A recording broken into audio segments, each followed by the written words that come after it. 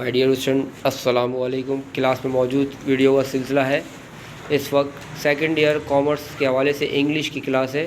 ایک اسپیچ غور سے سنیے۔ The day dam broke. The day dam broke میں ایک میسج ہے کہ ایک لڑکا جس کا کام اخبار فروخت کرنا تھا، حسب روایت اپنی اس فرائض کو سر انجام دے رہا تھا۔ دوپہر کا وقت تھا، ظہر اور عصر کے درمیان، جس وقت کاروبار عروج پر ہوتا ہے۔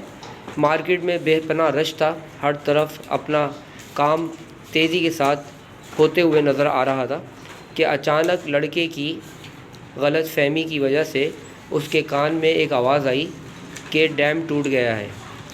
اس نے اس بات کی تصدیق کیے بغیر زور سے بازار میں چیخنا چلانا شروع کر دیا کہ بھائی ڈیم ٹوٹ گیا ہے، ڈیم ٹوٹ گیا ہے۔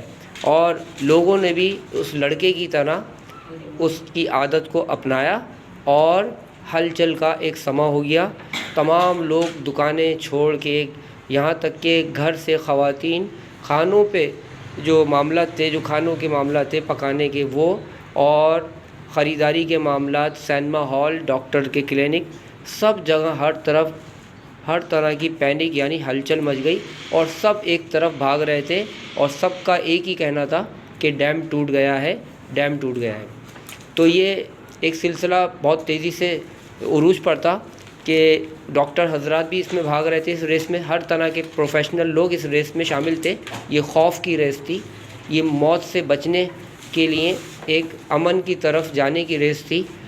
اچانک ایک ڈاکٹر صاحب کے حوالے سے اس کتاب میں یہ بات لکھی ہوئی ہے کہ ڈاکٹر صاحب بھاگ رہے تھے، ڈاکٹر صاحب کے پیچھے ایک چھوٹا بچہ اسکیٹنگ شوز میں، وہ بھی ڈاکٹر صاحب کے ساتھ بھاگ رہا تھا۔